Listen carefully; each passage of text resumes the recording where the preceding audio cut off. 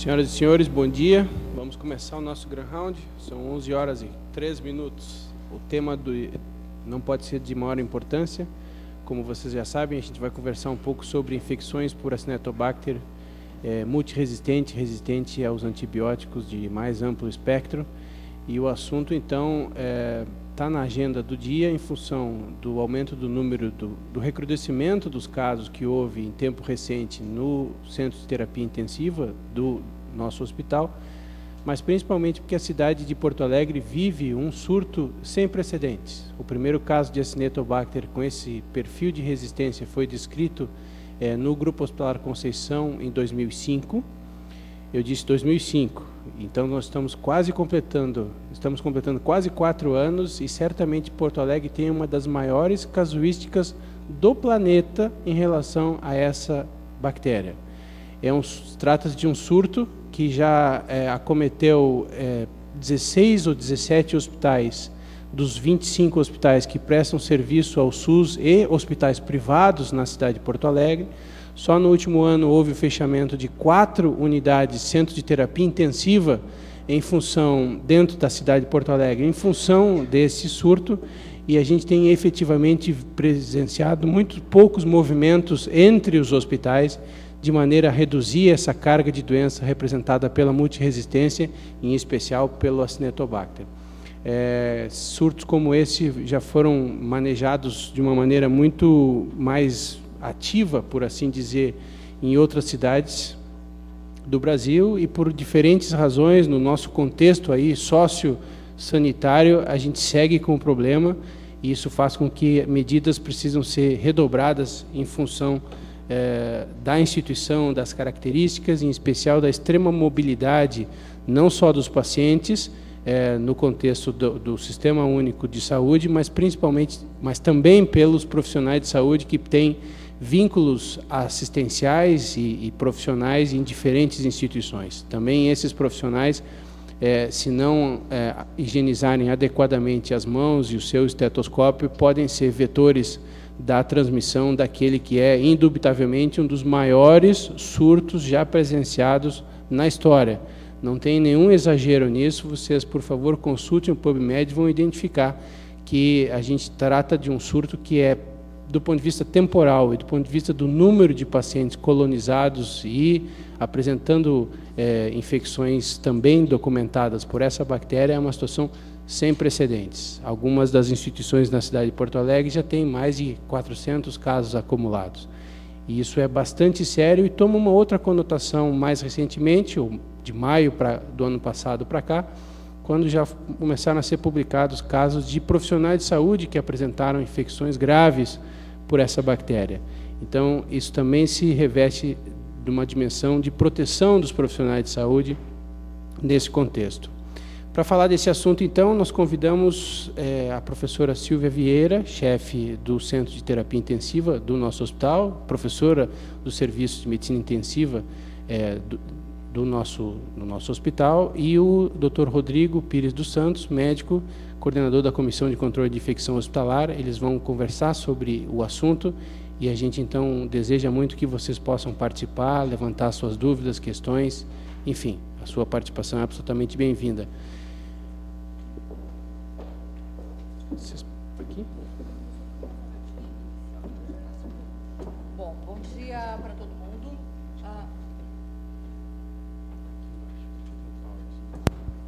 Bom dia para todo mundo. Então, é um prazer a gente estar aqui com esse espaço disponível para discutir esse assunto que está sendo tão importante para nós, do Serviço de Medicina Intensiva. Evidentemente, ao mesmo tempo que é um prazer a gente ter esse espaço para discutir o assunto, também a gente preferiria não ter que estar discutindo esse assunto aqui hoje, ou seja, preferiria não ter este problema recrudescendo mais uma vez no nosso meio. Mas, de qualquer jeito, como o Ricardo falou, o Acinetobacter está nos causando problemas há já bastante tempo, não só para nós, o Hospital de Clínicas, mas para todo o nosso meio. E também é um problema mundial. Se a gente entrar na PubMed, a gente vai ver uma série de referências comentando o assunto, comentando a Acinetobacter em geral, a acineto multiresistente. Infelizmente, a gente vê muito pouca coisa publicada local, basicamente, assim, em língua inglesa. Se a gente entrar na PubMed, em língua inglesa, trabalhos melhores, randomizados e tudo mais, se encontra apenas um trabalho no Brazilian Journal de um grupo argentino, e a gente, apesar de todo esse número de casos que a gente está tendo, ainda não tem publicações locais, o que talvez seja uma coisa que a gente precise fazer também. De qualquer jeito, como o Ricardo falou, é um assunto extremamente importante. Na realidade, eu estava comentando esses dias, eu acho que há mais tempo ainda do que isso, há muito tempo atrás, há muitos e muitos anos, quando eu tinha sido chefe da UTI outra vez, a gente já tinha tido esse problema do Acinetobacter. A Loriane, que está aqui presente, me acompanhou naquela época como membro do CCIH. Naquele momento, a gente teve um pouquinho mais de facilidade de, tomando uma série de medidas, dar uma controlada mais rápida do problema. Ficou livre dele durante alguns anos e, como o Ricardo comentou, nesses últimos 2 anos a coisa voltou. Um surto no início de 2007, medidas tomadas, melhora. Outro no começo do ano passado, medidas tomadas, melhora. Outro agora, que surgiu em março desse ano, as medidas começaram a ser tomadas, a coisa não estava melhorando e a gente foi incrementando ao nível de chegar em medidas mais drásticas, como a gente vai discutir posteriormente. Esse Grand Round, na realidade, vai ter um modelo um pouquinho diferente, eu estou aqui só coordenando. Na realidade, quem vai apresentar os dados é o Rodrigo, que tem todos os dados a nível de CCIH, e depois que ele apresentar toda essa compilação de dados, a gente vai chamar as pessoas que tiveram mais diretamente envolvidas, além de mim e do Rodrigo, a enfermeira Inaura, que é a enfermeira-chefe do CTI, a professora Leia, que estava me substituindo quando o surto rompeu em março desse ano e que trabalhou um monte nas primeiras medidas junto com o Rodrigo, e, obviamente, o Ricardo, que estava na CCIH durante os outros surtos, para a gente vir todo mundo aqui para frente e discutir com vocês o que a gente está fazendo com relação a essa situação. Então, eu já passo para o Rodrigo para ele nos apresentar os dados iniciais. Bom dia a todos. Então, primeiramente, agradecer o convite e a oportunidade para dividir esses dados com vocês, né? A gente já vem há algum tempo tentando, né, minimizar ou debelar o surto ou diminuir os casos de infecção por acineto, ou pelo menos acineto pan-resistente, que a gente definiu no hospital como os casos do surto, né? E dividir isso com vocês e ver a opinião de vocês a respeito das medidas tomadas, que algumas podem ser controversas ou não tão definitivas. Então, o importante é contar com a participação de vocês na discussão a seguir. Então, eu vou tentar, no máximo, em 20, 30 minutos, descrever um pouco do que foi o surto aqui. Inicialmente, a definição de pan-resistente na cidade de Porto Alegre e o que foi motivo de realização de reuniões e confecção de um manual para instruir os hospitais e os profissionais de saúde com relação ao surto de acineto, ficou definido que o acineto pan-resistente era o acineto resistente aos carbapenêmicos. Então, essa é a definição. Quando eu tratar pan-resistente, para a gente vai ser acineto resistente aos carbapenêmicos, que pode ser um termo não correto, né? Porque pan a gente colocaria como resistente a todos os antibióticos, mas, na verdade, o surto de Porto Alegre ficou definido como acineto resistente a carbapenêmico. Então, essa é a primeira definição. Outro ponto é saber se a gente realmente, no início lá de fevereiro de 2007, se a gente realmente estava em surto, né? Então, eu acho que essa curva aí nos mostra definitivamente que realmente a partir dessa data, né, a gente definiu um surto de acineto resistente aos carbapenêmicos no hospital. A gente não tinha nenhum caso até o momento e a partir de fevereiro a gente começou a apresentar vários casos até o momento atual. Então não há dúvida com relação à existência ou não de um surto. Então, olhando mais dentro dos casos de acineto aqui no hospital, a gente tem essa curva aí, já corrigida por 1.000 pacientes dias na UTI. Né? Aqui são só dados da UTI do hospital. Fevereiro de 2007 até março de 2009. Então, a gente vê que o nosso ponto máximo foi aqui né, e agora novamente aqui, em torno de 11, 12 casos de acineto pan-resistente ou carbapenêmico resistente por 1.000 pacientes dia na UTI. Então, o surto iniciado em fevereiro, e esses 2 picos aí que a gente notou basicamente no início do ano, né? Em março de 2008 e em março de 2009.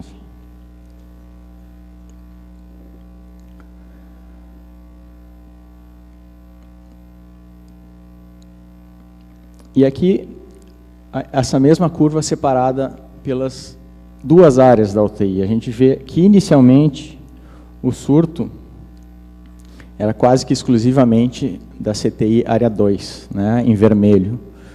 E poucos casos eram identificados na CTI área 1. Né. Com o passar do tempo, a gente notou que começou um aumento dos casos na CTI da área 1 em azul, né, culminando ali em março deste ano, com 9 casos.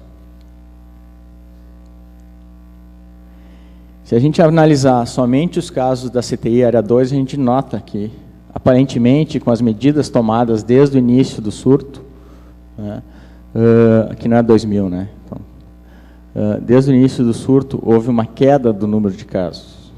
E, ao contrário do que aconteceu na área 1, né, em azul, os casos tiveram um aumento nos últimos meses. Né? Vocês vejam que, nitidamente, é uma mudança.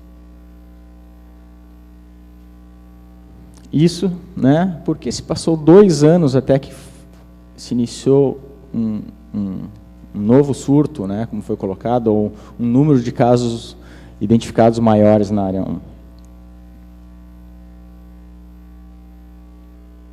Então, vamos falar um pouco do Acinetobacter, né, que tem até site, né, e parece que ele realmente chegou no hospital a partir de fevereiro de 2007 e, né, continua até hoje, né, numa situação muito difícil de debelar esse surto. Nesse site a gente consegue várias informações, principalmente as informações, né, com relação ao surto de acineto nos Estados Unidos, nos militares que foram ao Iraque e voltaram com infecções de pele por acineto pan-resistente, inclusive eles chamaram de Iraquibacter, ao invés de Acinetobacter.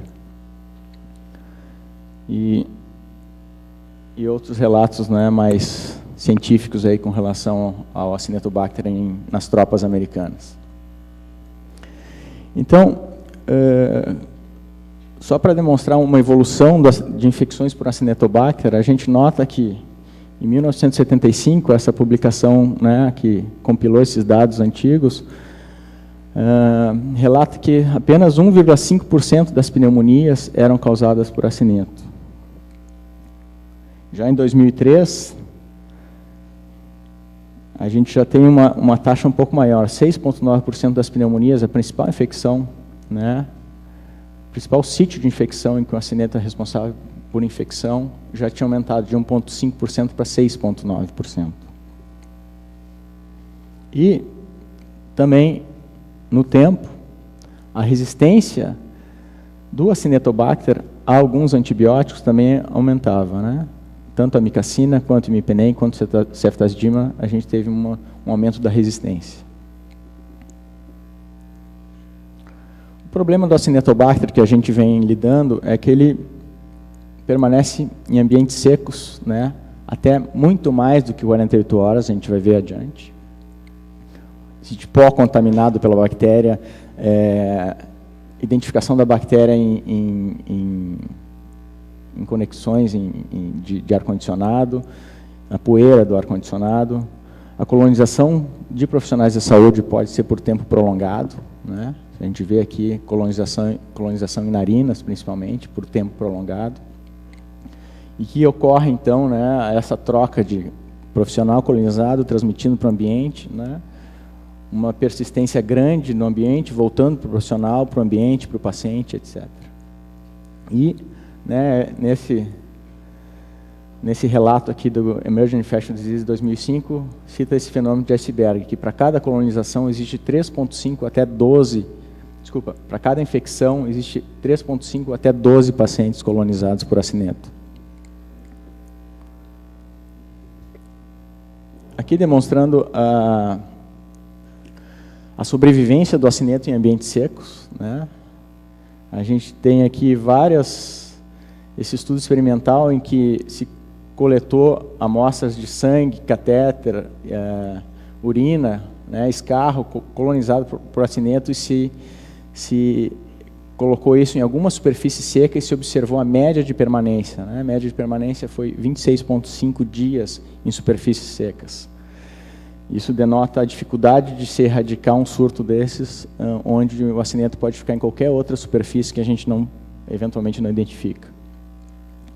E outra coisa, o que diz respeito também ao nosso surto, em que, como vocês viram, o nosso pico normalmente foi em março, né? Essa é uma análise da variação sazonal dos surtos de Acinetobacter de 87 a 96 nos Estados Unidos, uma publicação do CDC em que eles viram que os picos de acineto eram no final do verão, assim como a gente tem tido os nossos casos aqui em torno, né, o nosso pico no hospital foi em março. Então, julho, agosto e setembro para eles, o verão deles, né, eles identificaram o maior número de infecções por acineto.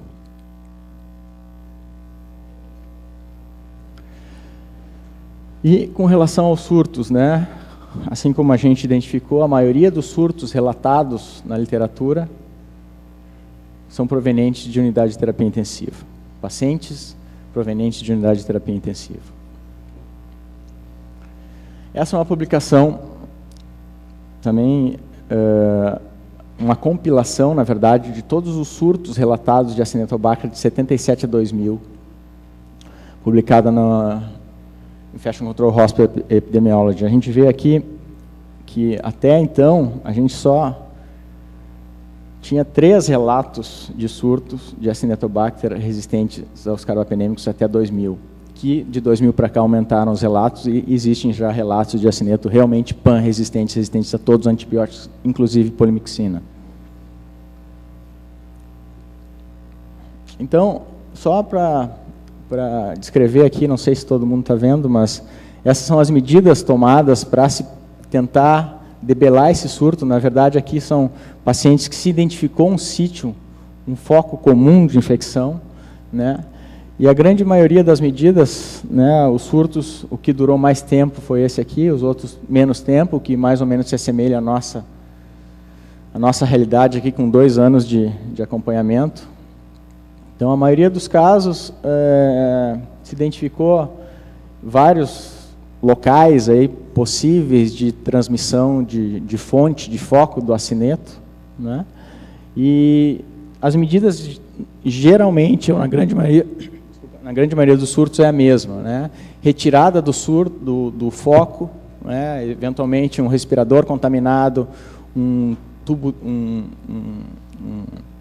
um T-aire contaminado, tudo isso como tentativa de debelar o surto é retirado, ou técnicas de limpeza e desinfecção, esterilização são utilizadas, né? O reforço com relação né, ressaltando a importância da higiene de mãos. Então, na grande maioria dos surtos que estão relatados, as medidas são praticamente as mesmas, né, com algumas poucas variações, dependendo se se identifica um foco comum ou não. Aqui é a mesma coisa, né? A gente vê que as medidas, se vocês conseguirem ver, são normalmente as mesmas: retirada de materiais, esterilização, cuidado com higiene de mãos, controle de antimicrobianos especificamente. Isso ainda da mesma publicação. Aqui, quando não se tem uma fonte comum como causa do surto, né, as medidas são um pouco mais amplas, como colocação dos pacientes em coorte, cuidado com antimicrobianos, cuidados com a higienização de mãos. Esse aqui é um outro relato também mais recente, né, em que esse é o surto de Acinetobacter no hospital espanhol, em que 12 casos de acineto pan resistente, aqui inclusive resistente à polimixina, eles relataram recentemente. Esse em princípio, é o primeiro surto de acineto pan-resistente. E, dentre os fatores de risco que eles identificaram, a gente vê, né, uso de NPT, traqueostomia, ventilação mecânica, né, um procedimento neurocirúrgico, né, pacientes com drenagem no sistema nervoso central apresentavam maior risco de ter acineto pan-resistente nesse surto de 12 casos deles. Ainda, realização de algum outro procedimento cirúrgico. Com relação ao uso de antimicrobianos e outros, né, o uso de quinolonas e glicopeptídeos se associou, né, com um intervalo de confiança aí muito próximo do 1, mas se associou na análise multivariada com maior risco de identificação de Acinetobacter pan-resistente. Por isso a gente tem uma restrição, e a gente vem colocando isso para o grupo, né, e para os profissionais do hospital com relação ao uso de quinolonas, principalmente. E aqui, um outro surto relatado também recentemente, em 2008, na Tailândia, em que se conseguiu controlar o surto de Acinetobacter, né? Eu vou fazer um paralelo com as nossas infecções aqui no hospital. A gente pode ver aqui que, né, eles tinham um período, no ano de 2005, um aumento do número de casos, que a gente for se comparar ao nosso, né, vocês veem que a unidade de medida, né, o denominador é o mesmo, 1.000 pacientes dias na UTI. A gente que chegou a 11 casos por 1.000 pacientes dias, vocês veem que o nosso surto é um pouco, talvez com um número de casos um pouco maior que o deles, né. Na verdade, talvez não seja, porque o critério deles é acineto pan-resistente. Acineto resistente a todos os antimicrobianos, exceto polimixina. E o nosso é acineto resistente aos carbapenêmicos. Talvez por isso a gente tenha um número maior de casos.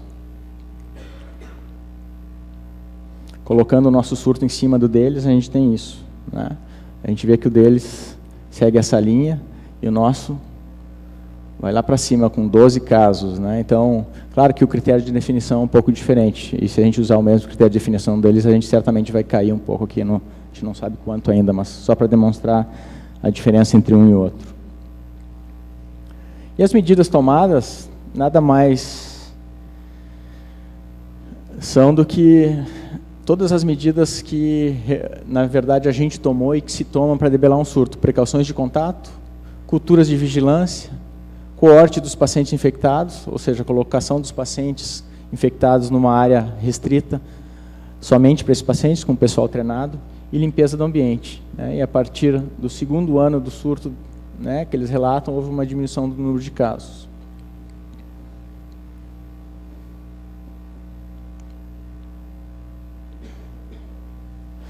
Então, voltando para o nosso surto, né, o primeiro caso relatado em 1º de fevereiro de 2007, até março de 2009, a gente tem 149 casos computados, 106 infecções e 74% desses casos identificados na UTI do hospital. E aqui um pouco do primeiro mês do surto, a gente pode ver os casos surgindo um ao lado do outro dentro da UTI na área 2. Então, se a gente for ver, a gente tem 8 casos de 19 de fevereiro a 18 de março. Então, um mês, e os casos pipocando dentro da UTI, 1, 2, 3, 4, 5, 6, 7 e 8. Todos dentro da CTI área 2. Claro que nesse período a gente teve 2 casos dentro da UTI área 1 também, mas só para demonstrar a rapidez com que o acineto se disseminou dentro da UTI, numa área em que, né, a gente tem boxes restritos para cada paciente, e mesmo assim, né, essa transmissibilidade entre os pacientes durante um mês de evolução, no início do surto. Essa investigação se deu no início, não necessariamente no início do surto, mas quando um paciente da pediatria foi identificado com Acinetobacter, após alguns meses do surto, o único fator em comum que se tinha entre os pacientes da UTI da área 2, onde era a predominância do surto, e o paciente pediátrico, era o raio-x móvel, porque o raio-x específico da UTI pediátrica estava quebrado. Então a gente investigou o raio-x móvel e se encontrou o Acinetobacter dentro da gaveta onde se coloca o filme, né, nesse fundo aqui. Se fez um swab e se identificou o Acinetobacter e foi exatamente o mesmo do surto da UTI adulto. Então, a gente investigou inúmeros sítios ambientais para tentar identificar, como eu falei antes, um foco em comum, e, na verdade, o que a gente identificou? Inúmeros focos possíveis de transmissão, não um foco específico de transmissão do acineto, o que isso fez com que se perpetuasse cada vez mais o surto. Mais recentemente, esse ano, com essa nova retomada, que, na verdade, é o mesmo surto, mas, né, num novo pico de início do ano e de verão, a gente também identificou o acineto nos botões de um ventilador, né, de um monitor, desculpa, onde tinha um quarto com um paciente com acineto. E no aparelho, esse aparelho é o ventilômetro, ele serve para medir volumes e pressões, né, dos ventiladores, e ele é utilizado para... existe um aparelho para cada CTI, para cada área da CTI, ele é utilizado entre os pacientes. Então, nesse aparelho também a gente encontrou acineto. Então, vocês veem, existem pacientes colonizados, ambiente colonizado, profissional colonizado, e tudo isso junto contribuindo para a manutenção do surto. Então, para demonstrar a dificuldade que a gente tem de debelar esse surto, e por isso que ele vem se estendendo por tanto tempo. Aqui, na verdade, é a mesma coisa, mas dividido por casos, infecção e colonização. A gente tem aqui, agora, de todo o hospital, né, o número de casos total em azul, as infecções em cor-de-rosa e as colonizações. Normalmente, elas têm uma correspondência aí, né, quando aumenta um, aumenta o outro. Mas é só para também demonstrar que a gente é importante também o paciente colonizado para a gente, não só o paciente infectado. Para isso, várias medidas foram tomadas, e esse é o manual, né, que se compilou as orientações para controle da disseminação da Acinetobacter na cidade de Porto Alegre. E essas foram as medidas tomadas aqui no hospital. Como eu falei, nada diferente do que se faz na literatura ou que todo mundo anda fazendo, né? O controle do foco, né? Se a gente tivesse um foco comum que fosse especificamente responsável pelos casos, a gente deveria, né, focar nesse ponto e tentar minimizar, né, as transmissões por esse ponto. A gente, na verdade, tem vários pontos possíveis de transmissão. Utilização de precauções padrão, né? Higiene de mãos, uso de luva, aventais, tudo isso foi colocado aqui no hospital. Barreiras de precaução de contato, né? Também, mais recentemente, como a professora Silvia comentou, a gente colocou uma restrição bem maior da entrada dos pacientes na UTI, dos profissionais na UTI, com utilização de avental. Todos os profissionais dentro da UTI devem utilizar avental descartável para chegar à beira do leito do paciente, ou contato com o leito ou com o paciente em si, né? Atualmente, os profissionais da UTI estão usando uma roupa especial, que é a roupa do bloco, para tentar minimizar essa transmissão, que eventualmente um avental que é utilizado várias vezes possa carregar o acineto, e dessa forma, utilizando a roupa do bloco, ela é trocada diariamente. A restrição do número de pessoas, né, circulando dentro da UTI também foi uma medida colocada mais recentemente por causa do recrudescimento desses números de casos, né?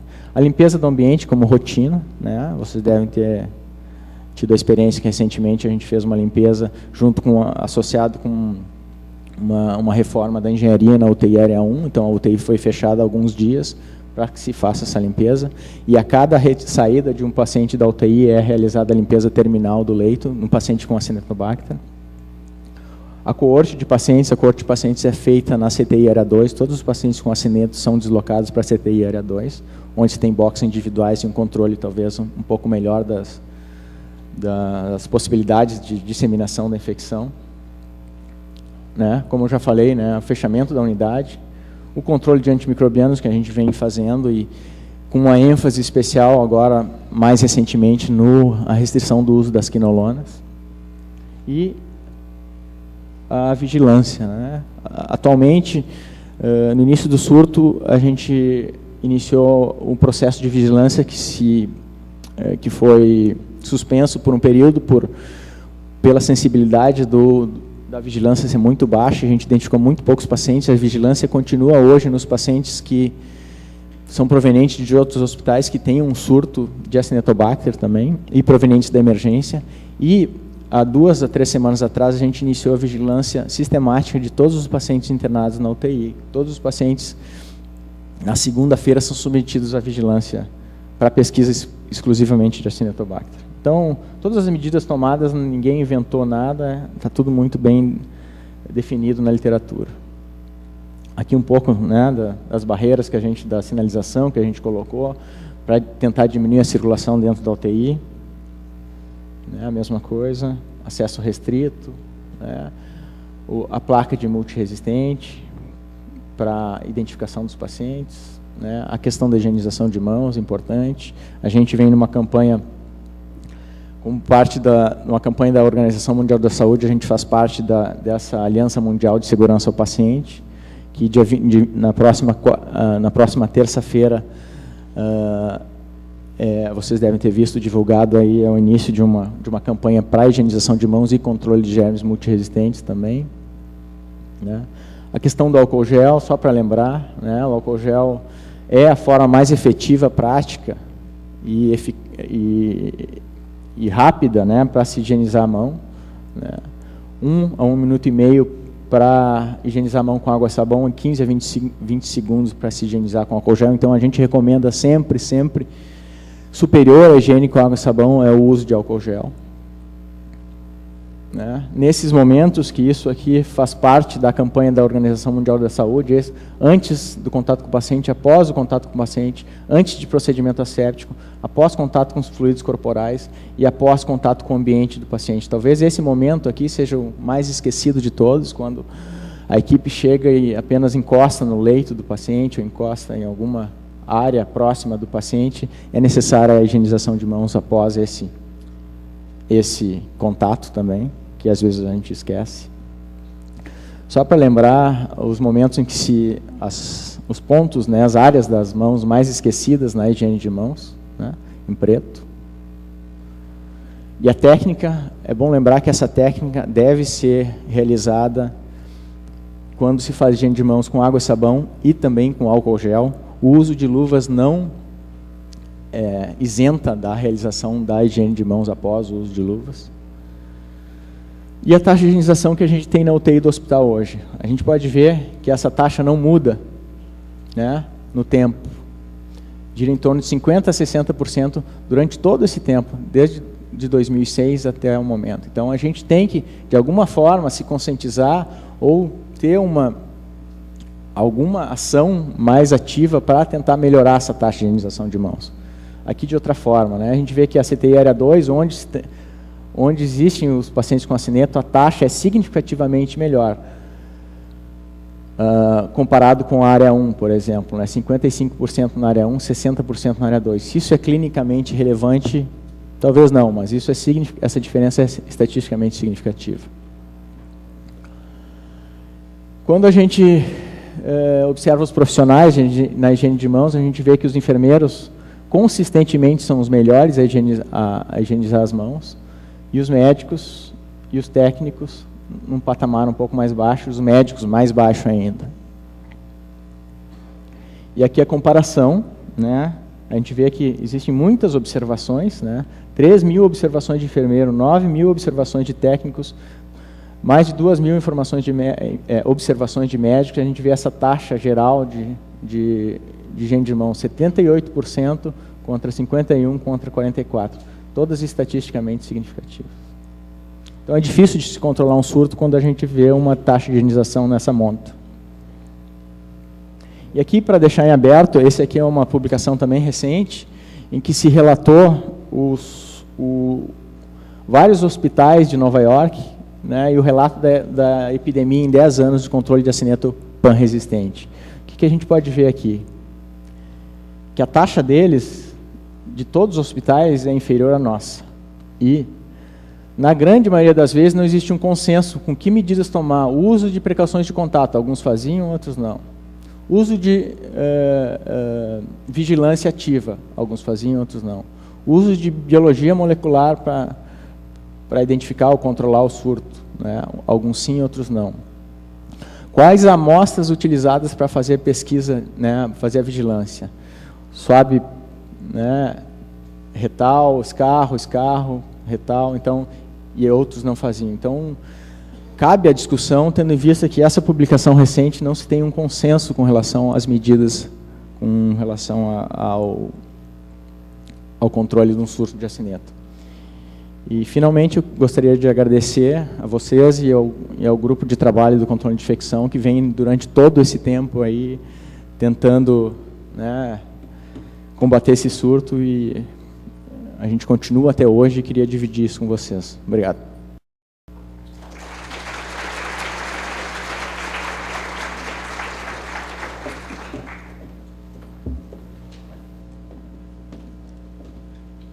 Bom, agora eu gostaria, então, como a gente combinou, de chamar o Rodrigo para vir para cá, mais a professora Leia, o professor Ricardo, a professora Enaura, para virem para cá, compor a mesa com a gente gente colocar esse assunto em discussão.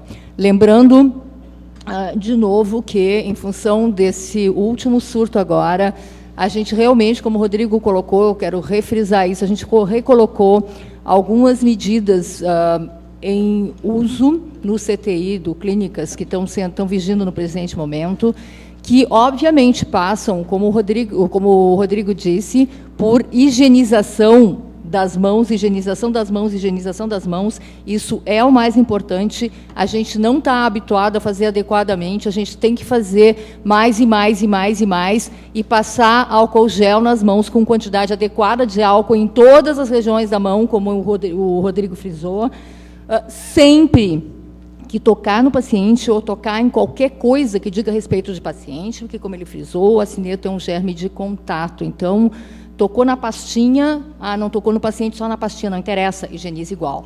Além disso, vocês estão vendo, a gente fez esse bloqueio de leito, que atrapalhou um pouco a vida de algumas pessoas, mas que foi importante para a gente fazer essa limpeza terminal, e já aproveitou para uma obra da engenharia que tinha que fazer. E, além disso, como vocês estão vendo, a gente está colocando algumas restrições de circulação do CTI, que, às vezes, desagradam um pouquinho, mas que estão sendo importantes, gente, pelo seguinte: a gente estava numa colocação dentro da CTI em que a gente não tinha esse problema, então era completamente aberta, todo mundo podia entrar, e todo mundo podia fazer uma coisa que estava sendo muito feita, que é usar o CTI como corredor para passagem de um lado para o outro do hospital. Realmente, é claro que quanto mais acúmulo de gente tem numa área em que tem um germe que está num surto, e esse germe é de contato, é claro que isso ajuda a aumentar a difusão desse germe. Então, tudo isso que a gente está fazendo, de nós lá dentro estarmos andando com roupas especiais, ou seja, todas as pessoas que entram em contato com o paciente entram em contato com roupas especiais. Primeiro, para não contaminar as outras roupas que vão sair de dentro do CTI. Segundo, para realmente só poderem entrar em contato aquelas pessoas que estão com roupas especiais. De as pessoas que vão como visitante colocarem um avental por cima e só poderem circular dentro da CTI com o avental por cima. É justamente para evitar esse contato, que a gente, assim como está aqui agora, fique contatando e circulando e levando adiante isso. É claro que, às vezes, é um pouco difícil, a gente vai precisar muito da ajuda e da compreensão de todos vocês para nos ajudarem nisso. Realmente, nós não estamos querendo bloquear ninguém dentro do CTI, a gente está querendo melhorar esse fluxo lá dentro. Então, por favor, nos ajudem. As pessoas do CTI já estão com esses cuidados todos sendo tomados. Vocês que vão lá ver os seus pacientes, visitar os seus pacientes, por favor, nos ajudem. Coloquem os aventais necessários, que são colocados na hora que entra, devem ser tirados na hora que sai, e deve ser trocado, se for ver 2 pacientes diferentes. E restringam, por favor, o número de pessoas, de tal forma que não entrem 10 ao mesmo tempo, entram apenas as pessoas que realmente são necessárias e que realmente vão ver o paciente. Isso é uma coisa que mudou muito em relação ao que era antes, mas realmente a gente está tomando para tentar diminuir ou pelo menos minimizar um pouco a difusão desse surto. Aberta as questões que o Golden está ali esperando há horas, eu estou atrapalhando ele. Pode falar. Não, é importante a tua colocação, Silvia. Eu só queria ressaltar para o pessoal presente aqui, antes da minha pergunta, que existe, é uma portaria do Ministério da Saúde, há mais de 10 anos, que os hospitais se estruturem com comissões de infecção, de controle de infecção hospitalar, e nós sabemos que no Brasil, menos de 70%, menos de 80% dos hospitais possuem comissões organizadas. E nós sabemos que, em relação ao surto de Acinetobacter aqui em Porto Alegre, muitos hospitais apresentavam surtos aqui e nós não sabíamos. E muitos desses casos foram importados. Então, para a plateia saber, né, e reconhecer que o Hospital de Clínicas mostra os dados, mostra a sua atuação em relação ao surto, mas que isso não é exclusivo daqui. E muitos hospitais não têm comissões para detectar esses surtos e não adotam medidas preventivas como o hospital está fazendo. Nesse sentido, eu acho muito importante o trabalho da comissão e parabenizar o que tem sido feito já nesses últimos anos pela comissão aqui no hospital. Mas a minha pergunta é no sentido prático, e eu até gostaria de envolver o laboratório de microbiologia aqui, o Afonso e o Valério. Sobre a minha pergunta seria o seguinte: nós temos Acinetobacter pan-resistente aqui no hospital. O que seria isso? Acinetobacter sensível somente à polimexina. E nós sabemos que existe uma droga que foi lançada recentemente no mercado, chamada a tigecyclina, né, o Tigacil, que atua, não foi liberado especificamente para o uso em Acinetobacter, mas atua sobre a Acinetobacter. Existe resistência a essa droga, mas existem resultados conflitantes aqui em Porto Alegre em relação à sensibilidade e os breakpoints dessa droga especificamente para o Acinetobacter. Alguns dados, e isso seria que o laboratório da professora Flávia Rossi teria testado essa droga, e os MICs seriam o suficiente para determinar a sensibilidade. Mas outros laboratórios determinariam, por outros guidelines, resistência. Então, a minha pergunta seria o seguinte: nós testaríamos para essa droga aqui, porque haveria a possibilidade dessa droga agir sobre esses casos resistentes, ou nós concluímos já definitivamente que essa droga é resistente para o Acinetobacter daqui? Eu acho que seria mais especificamente direcionado ao Valério e o Afonso. Não sei se o Rodrigo também pode... Só fazer uma colocação antes que o Afonso ou o Valério respondam. E o Ricardo, né, talvez possa colocar também, durante o ano passado e desde o início do surto, esse foi um questionamento que a gente colocou, né, que a gente recebeu e que a gente, durante o tempo, né, se não me engano, todo 2008, a gente testou a tigecyclina, que é um bacteriostático, né? Por isso a gente também deu preferência para a polimixina, que também pode ter, né, as suas deficiências e problemas com o uso, né, de nefrotoxicidade, que agora cada vez menos, penetração, sistema nervoso central e pulmão. Mas, por causa disso, a gente, durante todo o ano passado, liberou a testagem de tigecyclina dos nossos pacientes do surto para eventual uso de algum paciente de um isolado que fosse sensível, né? A grande maioria, quase 90-100% dos casos testados foram resistentes à tigecyclina. Motivo pelo qual, recentemente, a gente suspendeu a testagem dessa droga aí nos nossos testes de sensibilidade, que era uma coisa específica somente para Acineto pan-resistente. Então, a gente continua ainda como droga de escolha para os pan-resistentes ou só sensíveis à polimixina, o uso de polimixina mesmo.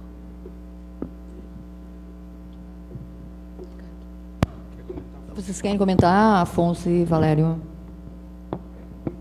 O comentário que mais técnico existe, Luciano, e para a mesa, é que, na verdade, existe aí um questionamento sobre o meio de cultura que tu vai utilizar para fazer o teste de sensibilidade, né? Isso poderia dar resultados discrepantes, tá? Mas, na verdade, não tem uma padronização no CLSI, que é o guia internacional que a gente usa para teste de sensibilidade, que preveja o teste ou que padronize o teste da tigecyclina para Acinetobacter. Então, essa é a questão. Nós vamos ter que seguir normas do FDA, que a gente pode fazer eventualmente, e mesmo assim ainda questionando tecnicamente um resultado laboratorial. né? Então, essa é uma questão, eu entendo que fica muito relacionado com uso e avaliação de eficácia clínica, e talvez o teste laboratorial ele possa ser no máximo uma luz eventual em relação tigeciclina e Acinetobacter hoje em dia.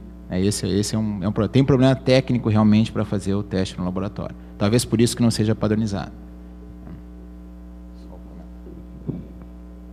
Mais algum comentário? Quer comentar alguma coisa, Ricardo? Senão a gente passa para o Alexandre.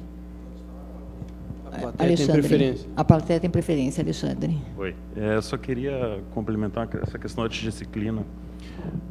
Eu não sei, Afonso, foi testado por disco de fusão aqui? Como é que foi feito?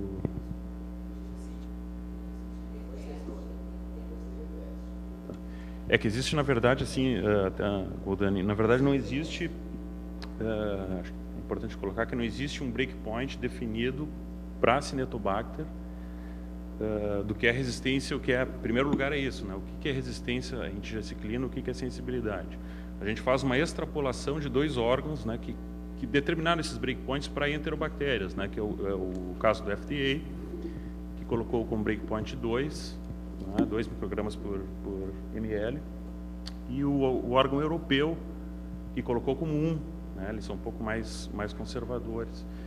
Então, na verdade, acho que para ter confiabilidade, assim, dizer que realmente talvez não pudéssemos usar, o teste de disco de fusão seria bastante complicado, pelos problemas do meio que tem, e também demonstrado que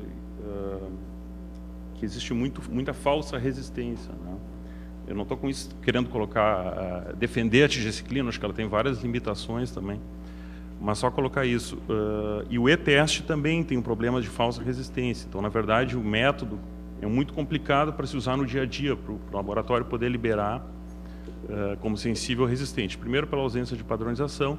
Segundo, pela dificuldade técnica, que ele deveria fazer microdiluição em agar, ou em caldo, perdão, ou diluição em agar. Nós temos um outro levantamento de uma outra instituição aqui de Porto Alegre, que nós fizemos e-teste, e todos os isolados foram sensíveis, até me surpreendeu isso, utilizando o critério do FDA, 2 microgramas por ml. Então, eu não sei se o pessoal do laboratório tem dados em termos de micas, para mim. Ou vocês acumularam esses dados, alguma coisa assim? Eu vejo que são 2 questões distintas. Uma delas é a sensibilidade à tigeciclina, que não está estabelecida na literatura do Acinetobacter em relação à tigeciclina. A gente tem pelo menos 2 ou 3 relatos publicados, um no JACC e outros 2, eu não me lembro agora, acho que é Journal of Infectious Disease, mostrando que essa droga, além das características de ser uma droga bacteriostática, etc., ela tem relatos de resistência. Nós utilizamos as fitas de e-teste doadas pelo fabricante, pelo laboratório que produz a droga. E essa questão de outra instituição aqui na cidade ter cepas sensíveis, bom, o que está documentado na cidade de Porto Alegre é que nós temos um surto que envolve, como eu havia comentado, 15, 16 dos 25 hospitais públicos ou privados da cidade, e nós temos vários clones e subclones. E a expressão fenotípica semelhante não significa que a gente tenha um padrão de resistência exatamente igual em diferentes instituições. O que houve foi que nós fizemos em diferentes, em reiterados pacientes aí, lançamos mão inclusive de uso da tigeciclina em 2 ou 3 pacientes de modo absolutamente empírico, off-label, como uma última estratégia, com resultados não tão adequados como se gostaria, mas o ponto mais importante aqui é que manejar o surto na cidade de Porto Alegre não depende de uma nova droga, não depende de uma droga cuja sensibilidade não está claramente, cuja eficácia microbiológica ou clínica não está claramente definida, se não aqui no nosso contexto, mas principalmente no contexto da literatura internacional. O que está em questão é que a cidade de Porto Alegre vem perdendo uma batalha para aquele que é o maior surto que já houve no nosso contexto. E, para isso, a gente precisa pensar numa perspectiva mais ampla do que especificamente as drogas. E o comentário que eu queria deixar aqui para vocês é o seguinte: se a gente for olhar do ponto de vista dos hospitais, na maior parte dos hospitais que estão enfrentando o surto no nosso meio hoje, na nossa cidade, o diagnóstico está errado e o tratamento está errado, no sentido lato, né? Ou seja, a maior parte dos serviços, como bem frisou o professor Goldani, tem políticas muito incipientes, muito pouco sistematizadas de controle de infecção e tem focado basicamente na higienização do ambiente, quando, em verdade, o foco nos parece ser outro. Não só o ambiente precisa ser cuidado, mas a gente precisa olhar para aquele que é o principal vetor no nosso contexto, que são as taxas aquém do que se preconizaria de higienização das mãos. Então, esse é o ponto fundamental. E a gente, no nosso hospital, tem o diagnóstico certo, no sentido de quais são as medidas, mas ainda tem praticado taxas de higienização de mãos no contexto do CTI, como foi apresentado, aquém do que se esperaria. E, na minha opinião, essa é a dificuldade que ainda falta para que a gente consiga efetivamente erradicar uma bactéria que está ubiquamente distribuída, né, no ambiente, etc. Mas o ponto fundamental é o hospital só vai conseguir ter um controle mais rígido, primeiro, se tiver uma taxa de higienização das mãos entre os profissionais de saúde melhor, superior às taxas que foram apresentadas aqui, mas também quando a cidade de Porto Alegre for capaz de controlar o surto, ou já os níveis endêmicos. A gente nem mais está falando de surto, estamos já falando de níveis endêmicos e muito altos do ponto de vista dessa bactéria. Desculpa, só para complementar, reforçando então, acho que o Ricardo falou, eu ia comentar isso aí. Na verdade, dificilmente vai se acabar com o acineto, da maneira como ele chegou, da maneira como ele se estabeleceu em Porto Alegre, dificilmente vai se erradicar o Acinetobacter, mas essas medidas realmente que estão sendo tomadas, acho que a gente pode evitar esses picos, esses surtos, né? E acho que de uma forma que o Goldani também colocou, assim, eu tenho a oportunidade de acompanhar o trabalho em outras instituições, assim, que os níveis, vamos dizer assim, estão bastante piores. Em parte, algumas medidas, certamente, algumas medidas mais rígidas adotadas aqui, possivelmente, assim, considerando que a complexidade dos pacientes são a mesma, tenham contribuído realmente para o controle, pelo menos esse surto, assim, não se repetir tão frequentemente. Só um pouquinho. Mais algum comentário da plateia? Alguma pergunta? Fala. Eu já te passo. Deixa eu... Bom, eu acho que o pessoal teve noção da importância do surto. Eu acho que esse Grand Round tem o objetivo de orientar as pessoas e mostrar a dimensão do problema. Faz 2 anos que nós estamos trabalhando para, talvez não erradicar o germe, mas pelo menos ter o controle do surto. Nós conseguimos em 2 oportunidades, estamos conseguindo na 3ª agora. Só que o custo financeiro de ensino, não é, e de tempo das pessoas é imenso. Então, as pessoas têm que ter noção do que nós estamos falando aqui. O hospital investe uma dinheirama para que se consiga ter os aventais descartáveis, etc. Em capacitação, né, no primeiro ano, quanto tempo nós colocamos à disposição para ensinar as pessoas como as coisas deveriam ser feitas, e está se repetindo tudo isso aí de novo. Então, quer dizer, realmente nós não estamos conseguindo. Se cada ano, se cada início de verão, as coisas voltam, alguma coisa de errado nós estamos fazendo e nós temos que aprender com o que está acontecendo agora. Então, assim, eu queria colocar uma pergunta para o grupo na mesa. Qual é o nosso plano, no momento que nós vamos realmente controlar de novo o surto, qual é o plano de nós mantermos o hospital com um controle razoável desse acineto pan-resistente? E outro ponto que parece importante, quantas vezes eu e o Ricardo conversamos sobre isso nos últimos 2 anos, quase 3 anos, é da taxa de higienização de mãos, que é a coisa mais simples que tem. Eu não aceito que um médico não lave as mãos. E nós estamos vendo em 1/3 das vezes ele está lavando as mãos. Por que isso está acontecendo? Eu não aceito que um técnico lave na metade das vezes. E eu não aceito que o enfermeiro lave em 2/3 das vezes.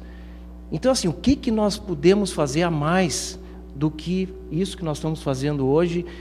Colocar uma câmera lá, Big Brother, em cada leito e depois denunciar quem não lavou a mão?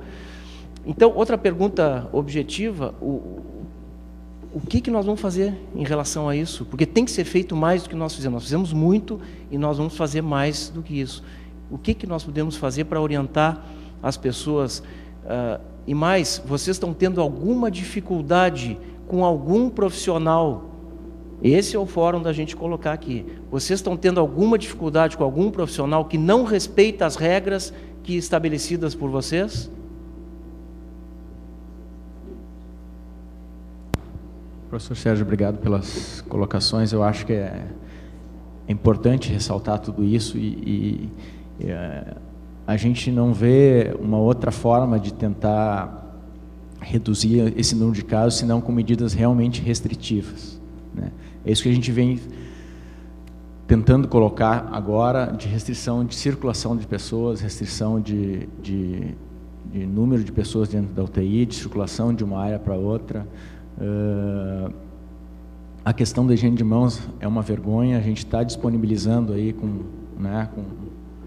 um aval da direção, o álcool gel, um maior número de pontos, um álcool gel spray, que e alguns reclamam que o álcool gel é o álcool spray, não o álcool gel spray, que o gel a formulação deixa a mão pegajosa. A gente está disponibilizando o spray, que ele é mais líquido e possa ser mais agradável se utilizar, para que seja utilizado, porque realmente é uma vergonha. Numa unidade, falando de outros dados, a unidade, por exemplo, o 7º Sul, que é uma unidade de germe multiresistente, a taxa de injeção dos médicos é 17%. Então é inadmissível isso, é uma vergonha. Então a gente está tentando colocar essas outras opções, né, do álcool gel, vai ser colocado álcool gel em todos os elevadores, na espera entre um elevador e outro, para que quando a pessoa estiver ali esperando o elevador sem nada para fazer, pelo menos tente utilizar o álcool gel, né?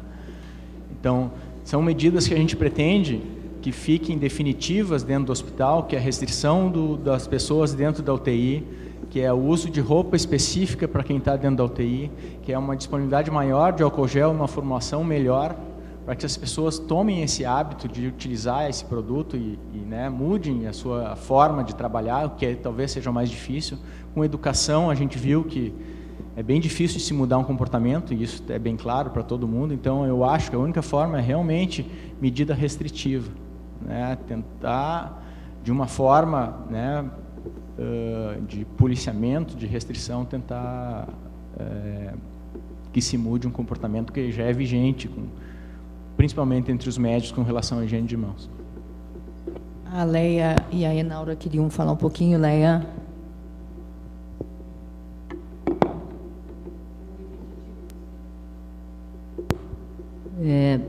Uma coisa interessante que durante esse surto eu realmente tive a oportunidade de ver é o quanto a gente superestima o nosso conhecimento sobre quando é que se tem que fazer higiene das mãos e como é que se tem que fazer higiene das mãos. E esse é um dos vários itens de prevenção, e quando a gente foi começar a tentar conter vários focos onde poderia se colocar, se coloca avental, tira avental, quando é que põe, quando é que não põe, quando é que põe a luva, a gente vê o quanto a gente não sabe. Talvez seja mais fácil a gente enxergar um paciente com choque, saber que a pressão dele está baixa, então a gente sabe que tem que usar líquido ou vasopressor.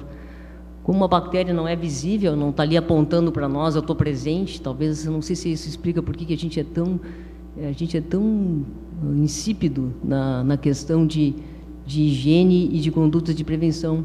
Então, eu acho que esse aspecto é extremamente importante, e ele é importante lá em cima. A gente está vendo que a nossa é baixa, mas se isso também continuar baixo aqui dentro do hospital, na emergência, e continua nos andares também, a gente pode erradicar o surto temporariamente. Daqui a pouco os pacientes vão vir do andar também. Eu só quero ressaltar, porque, sem nenhum nome, eu acho que eu me incluo dentro das pessoas que superestimam aquilo que acham que sabem como é que tem que ser feito. E eu acho que se a gente fizer um questionário, a gente vai ver que a gente sabe pouco.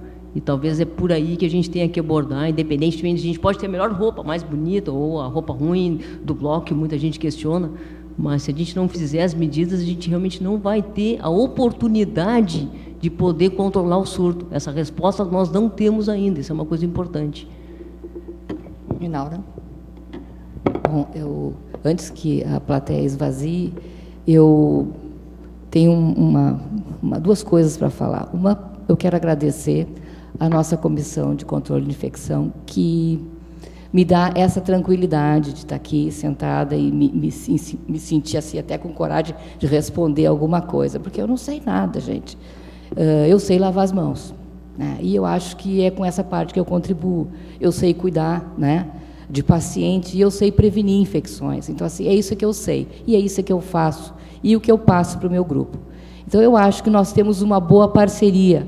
Nós temos, sim, uma comissão de controle de infecção hospitalar muito atuante, né, e muito receptiva, né? Eles não são corretivos, eles são orientativos e facilitadores. Eles sempre nos perguntam o que é que a gente pode fazer, porque às vezes tem coisas que são muito difíceis, né, Rodrigo, da gente conseguir realizar em termos de controle. Primeiro ponto. Segundo ponto é a nossa direção, que acho que nos dá um apoio assim incondicional em todos os momentos. Precisa usar esse tipo de roupa, precisa fazer isso. Então, assim, nós estamos sempre recebendo esse retorno. E o nosso próprio grupo, né, o pessoal da enfermagem, que eu vejo ali no dia a dia batalhando, troca de roupa, não troca de roupa, lava a mão, não lava a mão. E hoje, antes de eu descer para cá, nós recebemos a nossa recepcionista, né, a senhora que fica parada na frente ali do CTI, recebendo os familiares. Ela faz um trabalho muito bonito, muito humano, de integração com os familiares, e ela levou para nós isso aqui, né, mostrou. Gente, olha aqui, eu tenho pedido para as pessoas não usarem mais, né? E uma das medidas que a gente está tomando no CTI é não usar mais essa correntinha para pendurar o crachá, né? Então, ela disse, eu também tinha um pouco de dúvida disso, então eu fui limpar a minha correntinha, né? E aí ela entrou e disse, eu nunca tinha visto uma coisa dessas, eu nunca imaginei. A gente não imagina, né? Então, o que eu quero dizer para vocês é isso, que a gente não enxerga, né, nem o Balmani, nem o Staffel, nem ninguém, eles não são visíveis, mas eles existem, e nós temos que acreditar neles. Então, eu fico imaginando assim, que é um trabalho bem de criança, né, a gente objetivar e mostrar onde é que está o perigo, né? Quer falar? Tá. Aonde é que está o perigo? Então, assim, eu peço desculpa para vocês por essa abordagem assim tão básica, né? Mas o meu trabalho é de base, né? E eu gostaria de contar com o apoio de todos vocês, porque eu acho que a gente realmente está caminhando nesse sentido, tá? Muito obrigada. Obrigada, Enaura. Alguém queria falar alguma coisa? Tá. Vai falando enquanto, porque já está quase na hora da gente encerrar. Em um minuto, respondendo à questão que o professor Sérgio levantou, qual é o plano a médio prazo aí, né, ou no curto prazo? Agora, na próxima semana, tem o lançamento dessa campanha no hospital inteiro de higienização das mãos, de estímulo, de sensibilização dos profissionais para que higienizem as suas mãos, e isso é parte de um estudo multicêntrico da Organização Mundial da Saúde. Mas o ponto mais importante que o professor Sérgio tem levantado é de que, bom, nós estamos envolvidos todos aí num projeto de duplicação, de ampliação dos leitos CTI. E para que isso aconteça, nós necessariamente precisamos repensar o fluxo de cuidado, o fluxo do paciente criticamente enfermo na nossa instituição precisa ser repensado à luz um pouco dos ensinamentos, das questões todas que estão sendo geradas a partir desse surto. Esse me parece ser o objetivo do médio prazo, né? Só faz sentido trabalharmos com a duplicação dos leitos do CTI se esse processo de cuidado dos pacientes criticamente enfermos for repensado à luz dos questionamentos que foram apresentados aqui. Márcia, rapidinho, depois eu vou encerrar. Eu acho que não é à toa que os médicos higienizam muito pouco as mãos, né? De todas as vezes que a gente faz treinamentos nesse hospital, a gente nunca consegue abordar os médicos. Eu acho que agora, talvez, com essa nova volta do surto, né, eu acho que é uma coisa interessante que a gente deveria fazer é tentar, de alguma forma, capacitar os médicos para a higienização das mãos. Eu acho que a gente tem que fazer alguma coisa formal com eles. É muito difícil conseguir abordar os médicos. Bom, obrigada, Márcia. Bom, obrigada para todo mundo. Eu vou ter que encerrar, porque já são 12:10, pelo menos no meu relógio. Bom, assim, gente, obrigada pela presença de todos vocês. Realmente, como eu coloquei e volto a insistir, nós vamos ter que manter esse trabalho árduo que o pessoal já vinha desenvolvendo ao longo desses últimos anos. Como o pessoal colocou, também agradeço muitíssimo a todos que colaboraram com toda essa loucura que foi e que vai continuar sendo essa nossa tentativa de, pelo menos, manter sob controle esse surto de Acinetobacter. É uma coisa complicada, porque, como o Goldani falou, tem vários outros hospitais com isso, as medidas não estão sendo adequadamente tomadas, igualmente tomadas em todos os locais, e a gente pode importar novos casos, é óbvio, mas, de qualquer jeito, a gente vai continuar nessa tarefa árdua de tentar manter sob controle, com medidas restritivas, sim, como o Rodrigo colocou, e, principalmente, com toda e qualquer tentativa possível e imaginável de a gente aprender a higienizar as mãos adequadamente, que, sem dúvida, junto com todas as outras medidas, mas principalmente ela é o mais importante.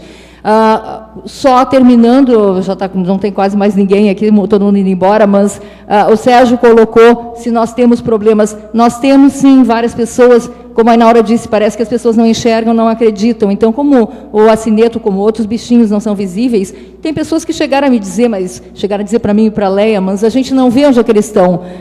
De brincadeira, é claro, mas no fundo, isso pesa.